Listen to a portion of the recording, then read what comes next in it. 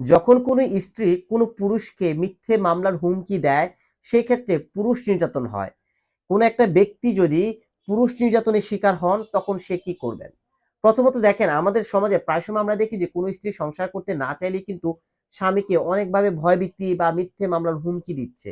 এই কখনো যখন কোনো স্ত্রী তার স্বামীকে মিথ্যে মামলার হুমকি দিবে, তখন আপনার কি করণীয় আছে?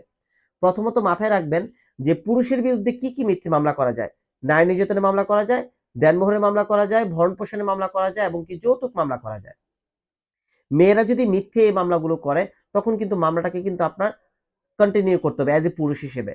কিন্তু যদি কোনো মিথ্যে মামলা হয়ে যায়, তখন পুরুষ হিসেবে আপনি কি করবেন? ধরে নেন আপনার স্ত্রী আপনার বিরুদ্ধে একটা মিথ্যে যৌতুক মামলা দিয়েছে, একটা নারী নির্যাতনের মামলাও দিয়েছে।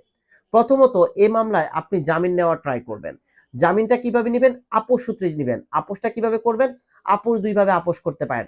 প্রথম আপোষটা হলো যে আপনি সংসার করতে পারেন, কোর্টকে বন্ড দিয়ে সংসার করবেন আপনি, ভালোভাবে সংসার করবেন। এটা একটা আপোষ হতে পারে। আর সেকেন্ড আপোষ হতে পারে, তার সাথে যদি সংসার না করতে ইচ্ছে হয়, কোর্টকে বলে বুঝিয়ে দেন কেন ডিভোর্স দিবেন, ডিভোর্সটা দিয়ে তার দেনা-পানা সকল কিছু আপনি বুঝিয়ে দিতে পারেন। তাহলে কিন্তু আপনার স্ত্রী যে আপনার বিরুদ্ধে যদি মামলাও করেও থাকে, সেক্ষেত্রে মামলাটা কিন্তু সে উইথড্র করে ফেলবে। কিন্তু যদি কোনো স্ত্রী মামলা না করে শুধু ভয় দেখায়, সেক্ষেত্রে অবশ্যই আপনারা থানায় জিডি করবেন। থানায় জিডি করার পর অবশ্যই আপনারা সে যে আবার যদি ভয়ভীতি দেখায়, ১০৭ ধারায় মামলা করবেন যে কেন সে ভয়ভীতি দেখাচ্ছে।